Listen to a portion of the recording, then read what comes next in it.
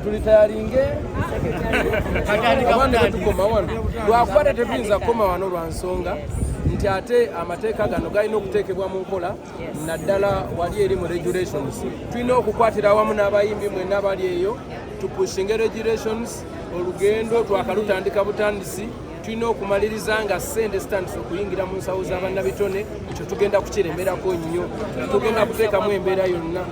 Abantu okwebaza bangi, secretariat ya UNMF, associations zonna, abayimbi bonna abali ababadde naffe physically, spiritually, mu mbeera yonna mwebale nnyo mwebadde. Twebaza bannamawulire, twebaza abantu bonna abatubeereddewo. Olwaleero biiru eyise, olwaleero munnabitone afunye obwannannyini ku biyiiya bye. Okitegeera? Zeyise batono gwe mulaba bakamiliyoni, ennyimba zaabwe baali bazitwala nga copyright enkadde bya mwaka simanya 55. Olwaleero biweddewo ennyimba zibaddidde kati zaabwe era bakkirizibwa okuziteeka mu mbeera yonna gye baziteesezaamu kubanga etteeka lino likyuse ekkadde livuddewo epya likoze eki lize kitegeeza ebikadde byonna leero bikoze eki era congratulate our seniors abatunda z'alubamu katalubamu twebaza nnyo pulezidenti w'eggwanga yeebale nnyo yeebale ddala tuteramu amaanyi pulezidenti weebale nnyo ssebo pulezidenti Yoweri Kaguta Museveni owangaale twebaza nnyo Afande Sale emitingi z'okoze n'amaanyi g'otaddemu wano we tutuuse federation oye associations nawe etteeka mulifunye bubaka ki bw'olina eri abayimbi abatabaagala okuyimba nammwe ngaba abayimbi abaliwo kati abayimbi abapya abatandika kati bateekemu amaanyi kubanga olwaleero bafunye obwannannyini ku biyiiya oyiiya tewali buzibu bwonna nga bubaddewo abantu badde bayiiya ebintu byabwe naye nga tebirina value kati value tulina so bateekemu amaanyi. Ekyokubiri, there is provision for right of promotion, so you can promote your song, you can decide to register by selling, you can give it out for free. Amaanyi gonna kati gali mu mikono gya author, so twebaza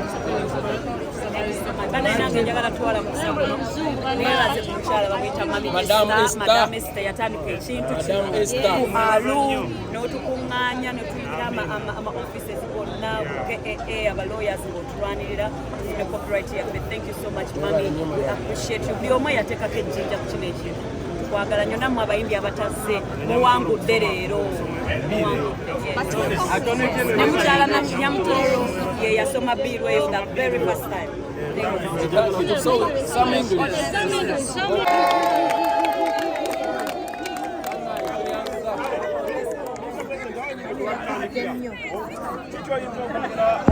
oyogera ki ku kya palamenti olunaku olwaleero okubanga ebbago lino kati eriyisizza nga lirindirirwa kuteekebwako omukono pulezidenti okufuuka etteeka? Sookera ddala ngenda sooka kwebaza Katonda, ekyokubiri neebaze gavumenti olw'omulimu gwekoze, olwokusatu ngenda kwebaza Honorable Kiyagoba kubanga ye musajja yatandikira ddala okuteekamu amaanyi era n'ateekamu buli kimu ekisoboka okulaba nga at least omulimo twagusanga ng'alina kyatandiseko. We cannot take that for granted.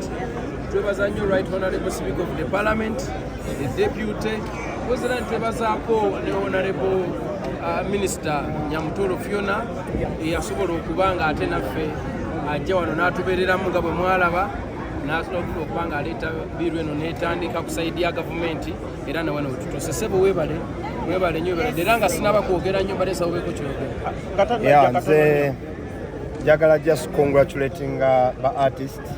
Leero tutuuse ku kintu eky'amaanyi. I must say nga bwe muyimbye nti Katonda yabaddemu eno ensonga, tulindiridde ebbanga ddene kale ate katusabe regulations zibeere nazo nga ziri mu favor yaffe kubanga etteeka lyo liyise naye regulations ate zireme na kulwayo ng'etteeka bwe liruddeyo. Regulations ate nazo bwe zimalayo emyaka 4 tubeera tufiirwa ababadde abato ne bakaddiwa abatabadde na nvi ne bafuna. So tusaba abagenda okukola regulations, Honorable Minister, aba URSB, ba stakeholder mwenna tutuule regulations tuzireete mangu, otherwise Nyamanto nekayana eri mu nkwawa ebitaze binajja olulala let us go n'ebyo ebize ate tubyembracing tulabe nga tutwala industry maaso. Honorable mubagalo ne wasooka okuleeta lyali mu bingi lya gavumenti byeleese olunaku lwaleero biki byolaba bye batataddeemu newankubadde nga muli basanyufu naye nga ogamba kyandibadde kyamakulu nnyo okubagattako nga bayimbi. Waliwo kye bayita private copy levy. Abayimbi oba art industry tufiirwa ssente nnyingi olwaga amasimu gemukutte agayina content waffe, olwa computers eziyina content waffe, olwa flash abantu kwe batambuliza albamu zaffe.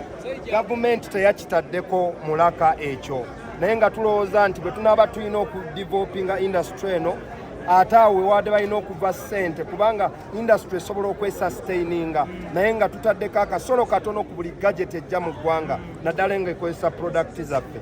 Ekyo gavumenti eyakireese mu bbago lino but kyova olaba ngambye ennyama ntono ekaya nebuli muki mu nkwawa.